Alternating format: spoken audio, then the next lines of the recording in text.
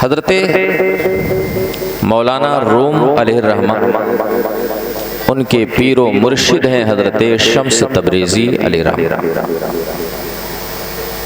एक बार हज़रते शम्स तबरेज़ी मौलाना रूम के यहाँ मेहमान की हैसियत से तशरीफ़ लाए। अब आप देखें कि मुर्शिद हमारा इम्तिहान कैसे लेते हैं।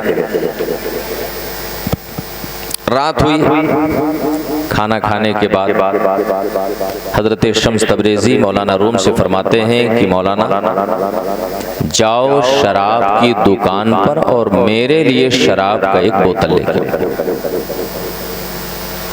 आप ज़रा एहसास करें कि अभी मैं हाजिर हुआ, हज़रत मौलाना रिजवान साहब ने मेरा इस्तकबाल किया और पहुँचते ही मैं अगर मौलाना रिजवान साहब से कहूँ कि हज़रत जाइए मेरे लिए शराब का एक बोतल लेके आइए, तो भला बताइए हमारा इस्तकबाल हार फूल से होगा कि किसी और चीज़ से होगा? किससे होगा? हार फूल से नहीं। हज़रत मौलाना रूम पहले तो मुर्शिद को हैरत से देखते, मगर जब मुर्शिद का हुक्म होता है तो आप बादिले नाखास्ता शराब के दुकान पर जाते। जब शराब की दुकान पे गए, शराब का बोतल खरीदा और वापस चादर में छुपा करके चलने लगे, तो किसी ने शोर कर दिया कि मौलाना रूम तो शराब की दुकान पर शराब खरीदने गए। मजमा इकट्ठा हो गया, भीड़ लग गई। अब हैरान और परेशान मौलाना रूम सोच रहे हैं कि या अल्लाह, बरसों की रियाजत, बरसों का मुजाहदा, बरसों की नमाज, बरसों की इबादत, आज एक लम्हे में सारी इबादत का पर्दा चाक हो जाएगा, लोगों की नज़र में मैं जलील और खार हो जाऊंगा। मगर अल्लाह अकबर, मुर्शिद का हुक्म था, मुर्शिद तरीक़त की इत्तबा और पैरवी कर रहे थे, और जो अपने पीरो मुर्शिद की पैरवी करता है वो कभी जलील और खार नहीं होता है, अल्लाह की तरफ से वो इज्जतदार हुआ करता है। हज़रत मौलाना रूम को लोगों ने घेर लिया, कंबल और चादर में शराब का बोतल छुपाए थे। चादर जब छीनी गई और शराब का बोतल लोगों के सामने नजर आई, तो लोगों ने उसे ढक्कन खोल करके जब देखा तो क्या देखा कि उसमें शराब नहीं थी, बल्कि उसमें सिरका मौजूद। वाह क्या बात है। इंसान की अक्ल और इंसान की खोपड़ी यहाँ पर आकर के बेबस हो जाती है और कहने पे मजबूर हो जाता है, निगाहे मर्दे मोमिन से बदल जाती हैं तकदीर। ये उलमा तशरीफ फरमा है, शायद टाइम ज़्यादा हो गया और मैं वक्त का ख्याल रखते हुए दो चंद बातें बड़ी तेजी से मैं अर्ज करना चाहता हूँ। हज़रत मौलाना रूम के पास जो शराब थी, अल्लाह ने उसे सिरके में बदला। अल्लाह का वादा सच हुआ, व तो इज़्ज़ो मन तशा व तो ज़िल्लो मन तशा। अल्लाह जिसे चाहता है इज्जत देता है और जिसे चाहता है ज़लील व खार करता है। बेशक हक है। बहुत सारे लोग मस्जिद में जाकर के जिल्लत पाते और बहुत सारे लोग मौलाना रूम की तरह शराब की भट्टी पे जाकर के अल्लाह की तरफ से इज्जत का ताज पाते। हजरत मौलाना रूम जब अपने मुर्शिद के पास पहुंचे, कहा हजरत इतनी अकीदत व मोहब्बत का यही इनाम देना। आज अगर शराब के उस बोतल से शराब निकलती तो लोग तो मेरा जनाजा निकाल देते। ये कैसा इंतकाम है, ये कैसा बदला है। हजरत शम्स तबरेज़ी अलैहिर्रहमा इरशाद फरमाते हैं कि ए मौलाना, मैं तुम्हें यही समझाना चाह रहा था कि लोगों की दी हुई इज्जतों की उम्र बड़ी मुख्तसर हुआ करती है। क्या बात है, क्या बात है। इज्जत असल में वही होती, वकार असल में वही होता और एहसास व इफ्तिखार असल में वही होता जो हमारे परवरदिगार की तरफ से हुआ करता है। आप दुनिया को दिखाने के लिए नमाज ना पढ़ें, आप नमाजी कहे जाने के लिए अल्लाह का सजदा ना करें, आप आप हाजी कहे जाने के लिए हज ना करें। आप अगर नमाज पढ़ें, हज करें, सजदा करें तो किसी और के लिए नहीं बल्कि अपने परवरदिगार के लिए। बहुत अच्छा पैगाम, जिंदाबाद जिंदाबाद। बहुत अच्छा, बहुत तफसीली गुफ्तगू तो नहीं कर सकता, मगर आपका चेहरा देख करके मुझे बस एक मौजू पर गुफ्तगू करने का दिल चाहता। आज इंसानों का हर तबका परेशान नजर आता है ना। अगर हम दुकानदार से पूछें, अच्छा यहाँ तकरीर करने वाले को इनाम भी देते हैं, माशाअल्लाह, तो बहुत अच्छा इलाका है भाई। मैं तो समझ रहा था कि शायद नाशरी पढ़ने वाले ही झोली भर के ले जाए, है ना। तकरीर करने वाले भी लग रहा है आज फायदा उठा ले। ठीक है, दीवानों का मजमा है और यहाँ क्या हो जाए कुछ नहीं कहा जा सकता। वो भी अगर अली वाले बैठे हो तो, है ना, अली वाले अगर बैठे हो तो जाहिर सी बात है, मौला अली का इरशाद है कि जो मेरे दर पे आता है वो कभी खाली हाथ वापस नहीं जाता। जिंदाबाद, बहुत अच्छा। ये मौलाए कायनात की मजलिस है, ये मुहिब्बाने अहले बैत की महफिल है। मेरा यकीन कहता है कि मैं यहाँ आया हूँ तो इंशाअल्लाह खाली हाथ वापस नहीं जाऊंगा, इसलिए कि अहले बैत का दर वो दर है जिस दर की शान ये है कि पीते हैं तेरे दर का, खाते हैं तेरे दर का, पानी है तेरा पानी, दाना है तेरा दाना। जिंदाबाद, बहुत अच्छा, माशाअल्लाह, वाह। मुझे खुशी है कि आप भले ही कम हैं मगर बड़ी तवज्जो से समात मार। आज हम किसी दुकानदार के पास जाएं, उससे पूछें खैरियत, दुकानदार बस एक ही जबान उसकी होती है, मौलाना साहब परेशान बहुत है। आप किसी सियासतदान के पास जाएं, उससे उसके मिजाज पुरसी करें, वो परेशानी का इजहार करे। आप किसी डॉक्टर के पास जाएं, डॉक्टर आपको परेशान मिलेगा, इंजीनियर आपको परेशान मिलेगा, बैरिस्टर आपको परेशान मिलेगा, इंसानों का हर तबका आपको परेशान नजर आएगा। अगर आपसे हम आपकी खैरियत पूछ लें तो भले ही ऊपर के दिल से कह दो मौलाना साहब सब ठीक ठाक है, लेकिन अगर थोड़ी देर आपके साथ तन्हाई में बैठ जाएं तो आप भी कहोगे मौलाना साहब बाल बच्चों से बहुत परेशान है ना। एक आलिम दीन से अगर उसकी खैरियत पूछी जाए तो वो भी शुरू में कहेगा सब खैरियत है, बाद में अगर तन्हाई में उसकी खैरियत लीजिए तो कहेगा मौलाना साहब मैनेजर साहब से बड़े परेशान है ना। जी सदर, अरे आप अगर कोई मैनेजर होगा तो बुरा नहीं मानेगा भाई, मैं आम तौर से गुफ्तगू कर रहा हूँ, किसी खास का जिक्र नहीं करना चाहता।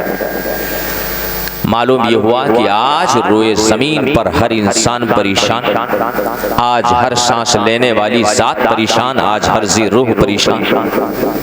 सवाल ये है कि अगर हम परेशान हैं तो इस परेशानी का इलाज क्या है और इस परेशानी को हम दूर कैसे कर सकते हैं, इस परेशानी का हल क्या है। जाहिर सी बात है, किसी परेशानी का हल तलाशने से पहले हमें यह सोचना चाहिए कि इस परेशानी का सबब क्या है, इस परेशानी की वजह है ना। अब मेरी तरफ तवज्जो कर लो थोड़ी देर भाई, इधर थोड़ा देख लो।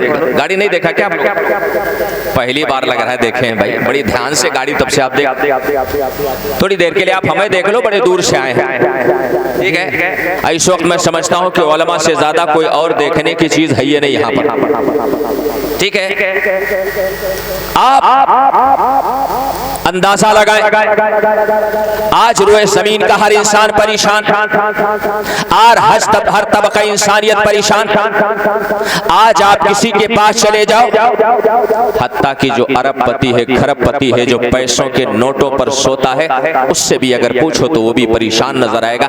जिसके पास जिस कदर दौलत है उसी कदर वो बेचैन है, बेकरार है। सवाल ये है कि हमारी परेशानी का हल क्या है, हमारी परेशानी का इलाज क्या है ना। जाहिर सी बात है, आप जब बीमार होते हैं तो अपनी बीमारी की दवा तलाशते कि नहीं। आपको अगर बुखार होता है तो आप बुखार की दवा तलाशते कि नहीं। नहीं लेते हैं बुखार की दवा। भाई बदन में दर्द हुआ, सर्दी हुई, बुखार हुआ, अगर पेट में दर्द हुआ, सीने में जलन है, तो आप दवा तलाशते कि नहीं तलाशते हैं ना? अच्छा, दवा तलाशने से पहले जब आप डॉक्टर के यहाँ जाते हैं तो पूछते हैं डॉक्टर साहब हमको हुआ क्या है, तो पता ये चला कि दवा से पहले बीमारी तलाशी है ना। आज आप परेशान हो, दुनिया का हर इंसान परेशान है, मगर आज कोई ये नहीं सोच पा रहा है, आज कोई ये नहीं समझने की कोशिश कर रहा है कि आखिर हर इंसान परेशान क्यों है ना। आज अगर हमें दवा की जरूरत है, आज अगर हमें इलाज की जरूरत है, आज अगर हमें हल और मुआलजे की जरूरत है, तो हमें सबसे पहले ये गौर करना होगा कि आखिर हमारे इस बीमारी का सबब क्या है, हमारे इस बीमारी का रीजन क्या है, हमारे इस बीमारी का कारण क्या है। हमें सबसे पहले अपनी परेशानी का सबब जानने की जरूरत है। सवाल ये है कि हमारे घर में बरकत क्यों नहीं हो रही। सवाल यह है कि हमारे दुकान में बरकत क्यों नहीं हो रही। सवाल यह है कि हमारी सेहत आखिर क्यों नहीं अच्छी हो रही। सवाल यह है कि हमारा बेटा आखिर सही रास्ते पर क्यों नहीं चल रहा। इन सारे सवालात का सिर्फ और सिर्फ एक जवाब है। कुरान मजीद अपने हकीमाना अंदाज में इरशाद फरमाता है, वमा असाबकुम मिन मुसीबतिन फबिमा कसबत अयदीकुम। अल्लाह की तरफ से तुम्हें जो भी परेशानी आती है तो वो किसी और वजह से नहीं बल्कि तुम्हारे अपने आमाल की वजह से है ना, तुम्हारे अपने आमाल की वजह से, तुम्हारे अपने हरकतों की वजह से। आज अगर हमारे मकान में, हमारे दुकान में, हमारे खेत में, हमारे खलियान में बरकत ना हो, तो हमें कभी बैठ करके ये सोच लेना चाहिए कि कहीं ऐसा तो नहीं कि हम फजर की नमाज नहीं पढ़ते जिसकी वजह से हमारे दुकान में बरकत नहीं हो।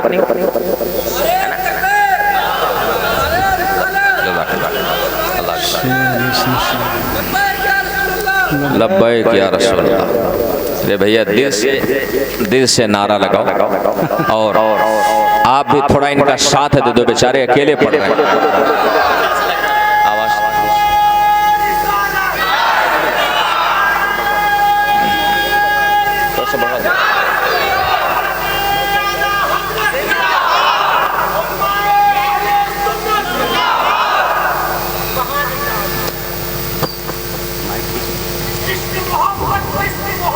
आला हजरत, आला हजरत, वाह वाह वाह।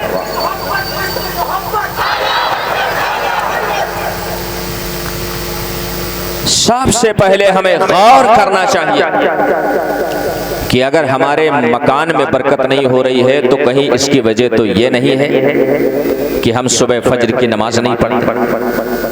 हदीस पाक में मेरे आका का फरमान है कि जिस घर में बेनमाजी की नजर पड़ जाए उस घर से अल्लाह बरकतों को उठा लिया। अब आप जरा सोचो मुसलमानों कि जिस घर पर बेनमाजी की नजर पड़े उससे अल्लाह बरकत छीन लेता है, तो जिस घर में बेनमाजी रहता हो उसमें अल्लाह की बरकत कैसे आ सकती है।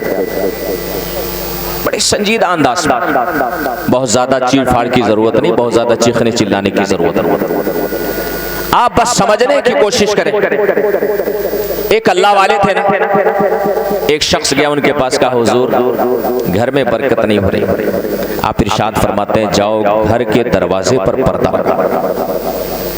आप भी आते हो ना हमारे पास, हुजूर वैसे मिल्लत के पास जाते हो, हजरत तावीज़ दे दीजिए, नक्श दे दीजिए, दुआ कर दीजिए, घर में बरकत नहीं होती। मगर काश हजरत के पास जाने से पहले हम अपने घर का जायजा ले लेते कि कहीं हमारा बेटा बेनमाजी तो नहीं,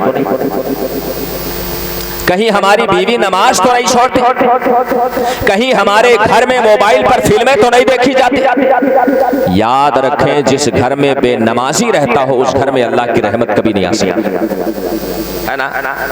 अब होता क्या है, बाबा के पास गए। मैं तो अक्सर अर्ज करता रहता हूँ कि धंधा दो लोगों का कभी नहीं बंद होता, एक तो मुंबई के दादा का और दूसरे झाड़ फूंक करने वाले बाबा, है ना।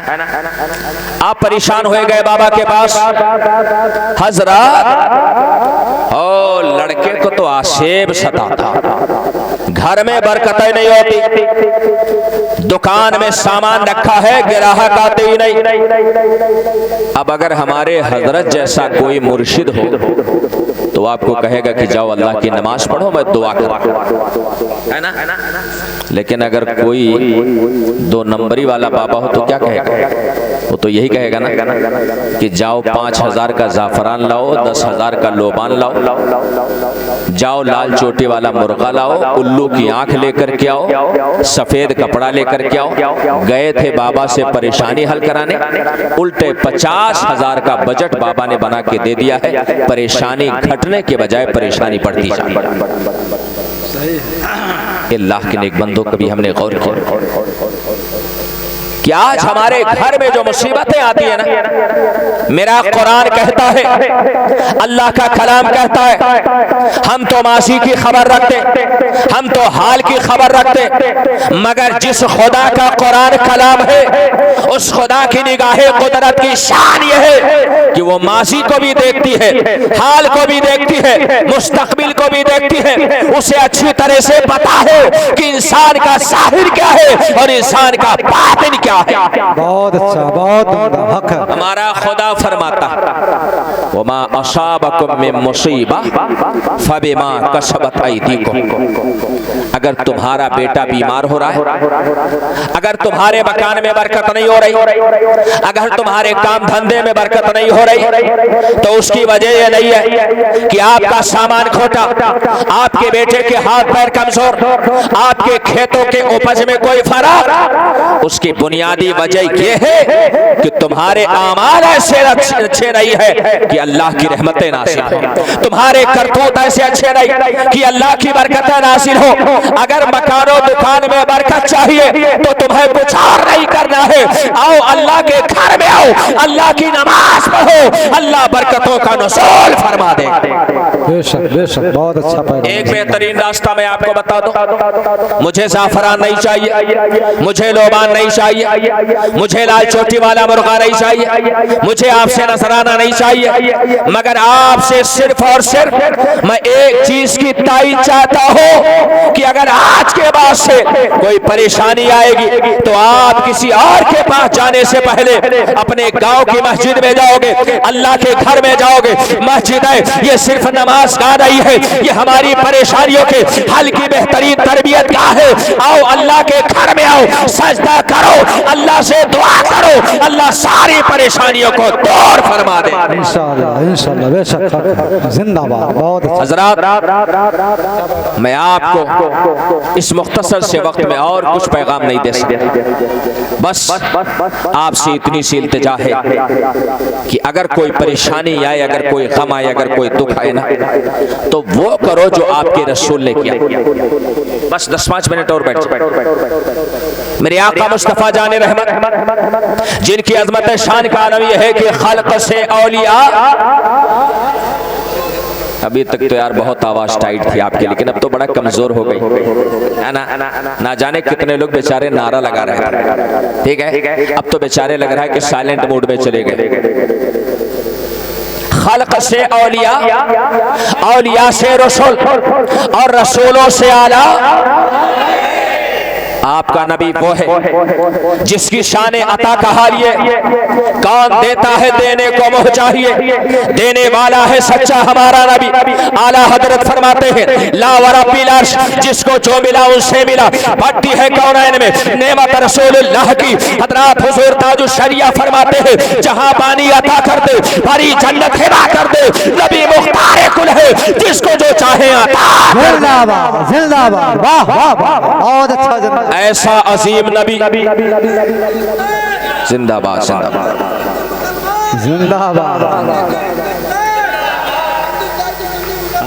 माशाअल्लाह माशाअल्लाह। या अली या अली या। जमदा शाही बहुत दूर है, वरना मैं आपको जरूर लेके चलता। माशाअल्लाह, आप जैसे लोग रहे तो ये लोग बेचारे सोने नहीं पाएंगे चाह करके। शमशेरे अली माशाअल्लाह, है ना। शमशीर माने तलवार, अली की तलवार जहां बैठी वहां भला बताओ नींद किसी को आ सकती है? नहीं आ सकती। अल्लाह ताला आपको सलामत रखे। मेरे नबी को अल्लाह ने सबसे ज्यादा पावर, सबसे ज्यादा ताकत अता फरमाई। आक़ाए करीम का इरशाद पाक है, ऊती तो मफातीहा खज़ाइनिल अर्द, अल्लाह ने मुझे जमीन के खजानों की कुंजी अता फरमाई। मगर ऐसा पावरफुल रसूल, ऐसा सुपर पावर नबी कभी कभी दुनिया के मसाइब से, दुनिया के आलाम से, दुनिया की परेशानियों से जब चेहरा पज़मुर्दा हो जाता ना, तो हम सब की माँ हज़रत आयशा सिद्दीक़ा बयान फरमाती हैं कि मेरे आका हुजरे में तशरीफ़ लाते, मैं देखते कि हुजूर का चेहरा उतरा। ऐसे वक्त में आकाए दो जहां किसी डॉक्टर के यहाँ नहीं जाते, किसी तबीब के यहाँ नहीं जाते, किसी दुनियादार के यहाँ नहीं जाते, किसी सेठ और साहूकार के यहाँ नहीं जाते। हम सब की माँ हज़रत आयशा सिद्दीक़ा बयान फरमाती कि जब आकाए करीम को कोई परेशानी आती थी तो मेरे आका कहीं और नहीं जाते, मस्जिद नबवी में तशरीफ ले जाते, वहां जा करके अल्लाह की नमाज पढ़ते, खुदा से दुआ करते। इरशाद फरमाती है, जब चाहते तो चेहरा पज़मुर्दा होता और जब वापस आते तो चेहरा गुलाब की तरह खिला हुआ करता। सुभान अल्लाह, वाह वाह।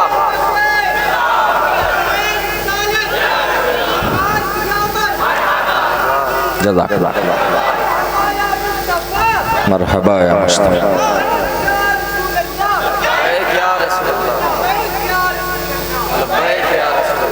अच्छा बताइए हमें किसकी सुन्नत पर चलना चाहिए?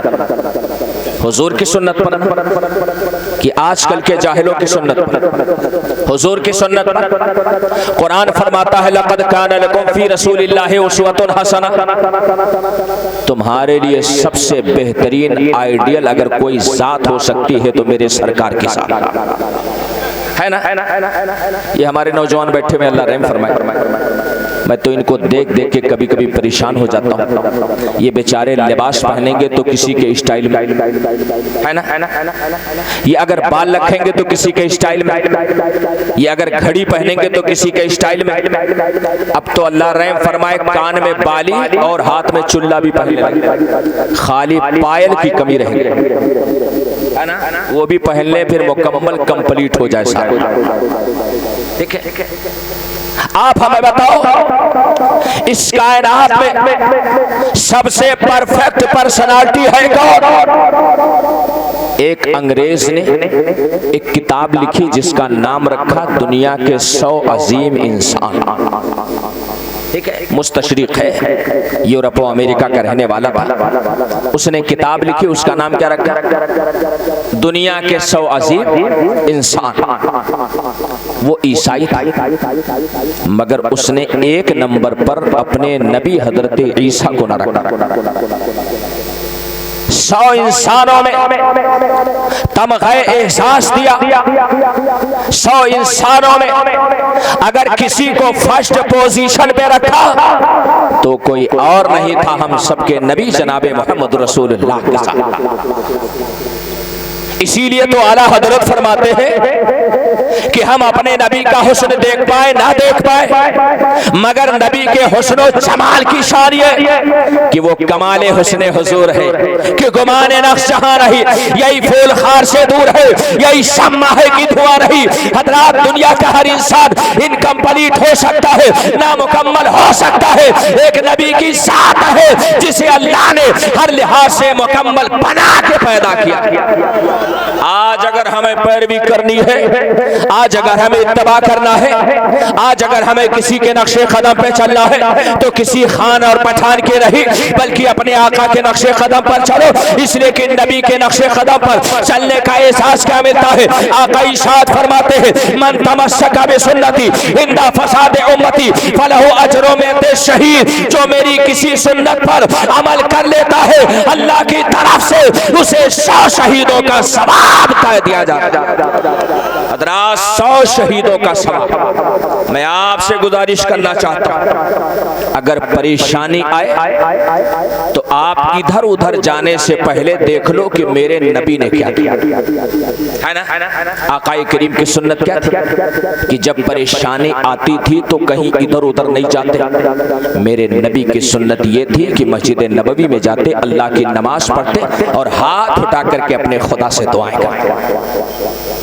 इसमें हमारे लिए पैगाम, इसमें हमारे लिए सबक कि जब आपका बेटा बीमार हो तो डॉक्टर के यहाँ जाने से पहले आओ खुदा की बारगाह में आओ, मुसल्ला बिछाओ, हाथ उठाओ और अपने रब से बातें करो। खुदा से अर्ज करो, मौला मेरा बेटा बीमार है, अब तू ही बता दे कि मेरा बेटा अच्छा कैसे हो।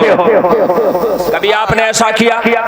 कभी नहीं किया। अब आप कहते हो मौलाना साहब तावीज काम नहीं कर रहा, दुआ काम ही नहीं कर रही, हमारे पीर साहब दुआ कर रहे हैं मगर दुआ असर नहीं कर रही। ये अल्लाह के नेक बंदो, दुआ करने से पहले, तावीज बनवाने से पहले, पानी पे दम कराने से पहले आप अपने खुदा से बात क्यों नहीं करते? अपने अल्लाह से हम कलाम क्यों नहीं होते? अपने खुदा से राज़ो नियाज़ क्यों नहीं करते? आपके बिजनेस में अगर लॉस हो रहा है, आपके धंधे में अगर बरकत नहीं हो रही है, आओ मुसल्ला बिछाओ, हाथ उठाओ, खुदा से अपना कनेक्शन जोड़ो, अल्लाह से अर्ज करो, मौला मेरे बिजनेस में बरकत नहीं हो रही है, ए खुदा तू ही बता दे कि मेरे धंधे में बरकत कैसे होगी।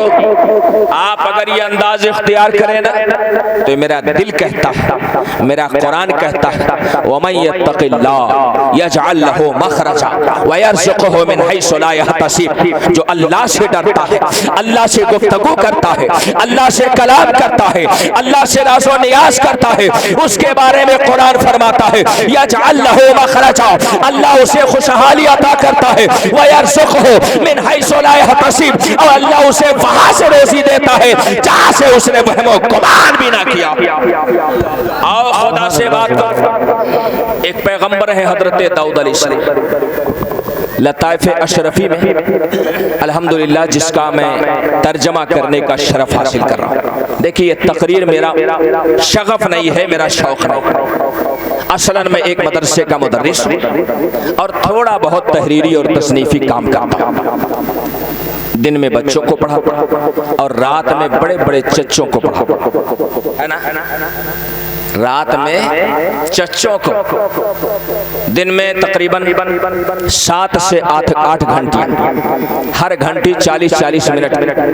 लोग एक तकरीर करके 23 घंटा सोते, मगर अल्लाह का फजल है यहाँ रात दिन मिला करके 9 तकरीरें करके सिर्फ 3 से 4 घंटा सोते। सुभान, ये अल्लाह का करम है, ये खुदा की अता है, ये हमारे शेख इजाजत के इजाजत का फैजाने नजर है। जिन पे उनकी निगाह पड़ जाए उसकी दुनिया भी संवरती है और उसकी आखिरत भी संवर जाएगा। मैं खुश नसीब हूँ अल्हम्दुलिल्लाह। अभी कुछ ही दिन पहले हुजूर वैसे जमा मेरे गरीब खाने पे तशरीफ लाए और आकर के तकरीबन 1 से 1.5 घंटा तशरीफ फरमा रहे और इरशाद फरमा रहे थे कि मेरा दिल चाहता है कि मैं यही रहूं, प्रोग्राम में ना जाऊं। अल्लाह अकबर। शाह चे अजबगर बनवाज़त करा, ये बादशाहों का मिजाज है, वो जिसे चाहे नमाज दे, जिसे चाहा अपना बुला लिया, जिसे चाहा दर पे बुला लिया। ये बड़े करम के है फैसले, ये बड़े नसीब की बात। हजरात अर्ज़ ये कर रहा था कि अल्लाह से आपने कभी गुफ्तगू किया? अच्छा ये बताओ, अल्लाह का कोई मोबाइल नंबर है? कोई फेसबुक अकाउंट, कोई व्हाट्सएप, कोई ट्विटर, इंस्टाग्राम अकाउंट? अल्लाह का कोई अकाउंट है? अल्लाह का कोई अकाउंट। अल्लाह से बात करनी हो तो क्या करें?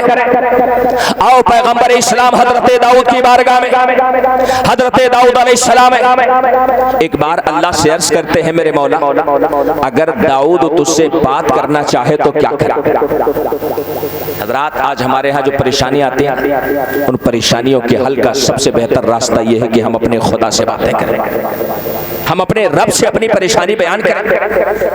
अगर हम अपने पड़ोसी से परेशानी बयान करें तो वो जाके चौराहे पे बैठ के हमारी परेशानी का मजाक उड़ाए, अगर हम अपने भाई से राज कह दे तो वो राज कहीं ना कहीं जाकर के जाहिर कर देगा, मगर आपका खुदा इस कदर सत्तार और गफ्फार है कि आप उससे परेशानियां बयान करो, वो परेशानियों को दूर तो कर सकता है, आपके परेशानियों को कभी जाहिर नहीं कर सकता। अल्लाह से राज़ो नियाज की बात करें।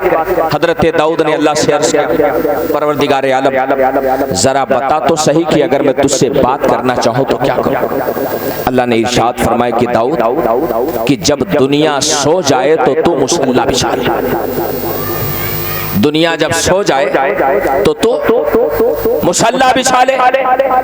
अल्लाह इरशाद फरमाता है दिन में लोग नमाज पढ़ते, दिन में लोग इबादतें करते, लेकिन रात में दुनिया सोती है। और ऐसे वक्त में जब कोई बंदा मुसल्ला बिछाता है और नियत बात के नमाज के लिए खड़ा हो जाता है तो उसकी शान ये होती है कि वो अपने खुदा से बात करता है, उसका खुदा उससे हम कलाम हुआ करता है। सुभान अल्लाह, सुभान अल्लाह। नारे तकबीर, नारे रिसालत, उलमाए गले सुन्नत, नारे तकबीर, नारे रिसालत।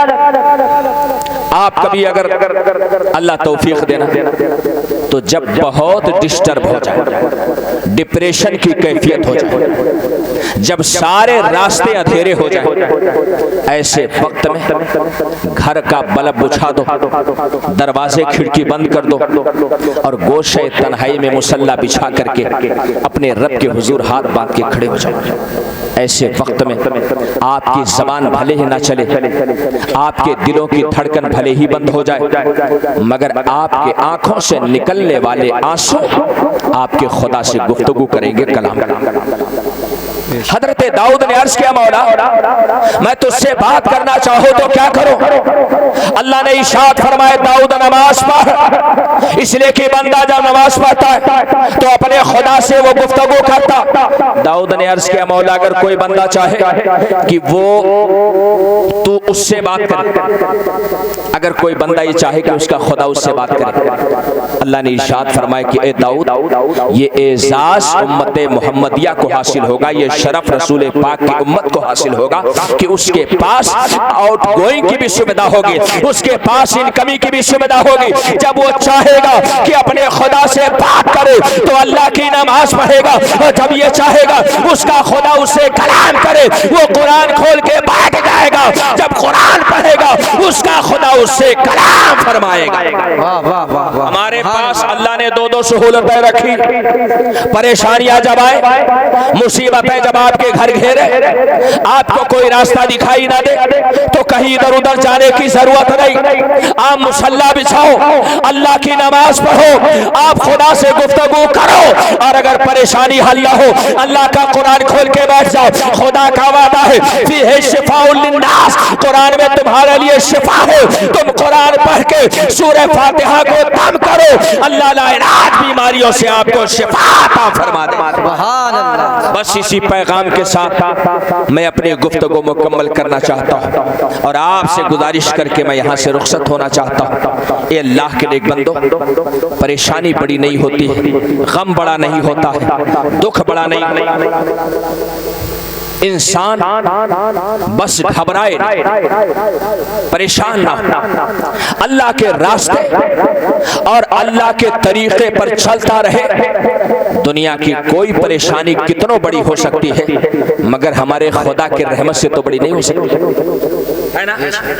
रसूल पाक की बारगाह एक सहाबी रसूल हाजिर हुए, अर्ज किया, या रसूल अल्लाह मेरा बेटा गायब हो गया, मैं क्या करूं। है ना, आज हमारे घर से अगर कोई शख्स गायब हो जाता है, दौड़ करके बाबा के पास पहुंचे, बाबा ने कहा ये लाओ वो लाओ, और उसके बाद भी लड़का नहीं आया तो फिर क्या कहते हैं, तुमने हमारे वजीफे पे अमल नहीं किया। यानी पैसा भी हम ही खर्च करें, गलती भी हमारी निकले और नतीजा भी हम ना पाए। मगर आओ मैं आपको एक मुफ्त का नुस्खा दे रहा हूं, अगर कोई परेशानी आए उस नुस्खे पे अमल करो, अल्लाह परेशानियों से नजात अता करे। मेरे नबी की बारगाह एक सहाबी रसूल हाजिर हुए और उसका, या रसूल अल्लाह मेरा बेटा गायब हो गया है, मैं क्या करूं। मेरे नबी ने कोई तावीज दिया था पानी पे दम करके दिया था? नहीं। मैं ये नहीं कहता कि सारी चीजें बाबरकत नहीं होती, मगर इन सारी चीजों से पहले जो आपको करना चाहिए मैं उसे बताना चाहता हूं। मेरे आका इरशाद फरमाते, तेरा बेटा अगर गायब हो गया ना तो तू जा अल्लाह से डर, नमाज की पाबंदी कर, अल्लाह तुझे तेरा बेटा वापस कर दे। आप जरा गौर तो करें, थोड़ी देर के लिए एहसास तो करें। मेरे नबी के इस फरमान को अपने दिल में बसाए तो आकाए करीम इरशाद फरमाते हैं, जा खुदा से डर, अल्लाह की नमाज अदा कर, अल्लाह तेरा बेटा तुझे वापस करेगा। अभी चंद टाइम की नमाजें ना पढ़ी थी, इतने में क्या देखा कि एक दिन उनका बेटा उनके घर के दरवाजे पर दस्तक दे रहा। दरवाजा खोला तो क्या देखा कि सामने बेटा खड़ा था और साथ में ऊंटों का काफिला खड़ा था। उन्होंने अर्ज किया, इरशाद फरमाया, ए बेटे तू वापस आ गया, समझ में आता है ये ऊंटों का काफिला कहां से? कहने लगे, अब्बा मैं काफिरों मुशरिकों के कैद में था, जब चलने लगा ये माले गनीमत मेरे सामने था, मैंने कहा मैं अकेला क्यों जाऊं, मैं जाऊंगा तो इन ऊंटों को साथ में लेके जाऊंगा। पहुंचे रसूल की बारगाह में, अर्ज किया, या रसूल अल्लाह बेटा भी आया है, साथ में ऊंट भी लाया है। मेरे आका इरशाद फरमाते हैं, ये नमाज का सिला है, जा तेरा बेटा भी तेरे लिए है और ये ऊंट भी तेरे लिए हलाल किए जाते हैं। सुभान अल्लाह। रात मालूम ये हुआ कि हमारी परेशानी चाहे जितनी बड़ी हो जाए मगर नमाज से बड़ी तो नहीं हो सकती ना, अल्लाह के सजदे से बड़ी तो नहीं हो सकती ना। आओ मुसलमानों, दिल से पक्का अहद करें कि हम इंशाअल्लाह ताला अल्लाह की नमाज नहीं छोड़ेंगे। अभी रमजान का महीना चल रहा था, कई जगहों पे जाने का इत्तफाक हुआ और मैं जहां गया मैंने इस हकीकत का इजहार भी किया। रमजान में बेचारे पुराने नमाजी भी मस्जिद में जगह नहीं पा रहे। ये हमारी कौम के नौजवान अल्लाह रहम फरमाए 11 महीने बेचारे रेस्ट करें और जब रमजान का महीना आएगा ना तो ये मस्जिद में ऐसे भर जाएंगे कि चच्चा लोग भी बेचारे पीछे जगह नहीं पाएंगे। मैं आपसे पूछना चाहता हूँ, अभी तक तो हम बिजनेस में प्रॉफिट देख करके बिजनेस करते थे, अब हम अल्लाह की नमाज भी प्रॉफिट देख के पढ़ रहे हैं। जब हमें 1 का 70 मिल रहा था तो नमाज, और जब 1 का 1 हो गया तो नमाज बंद।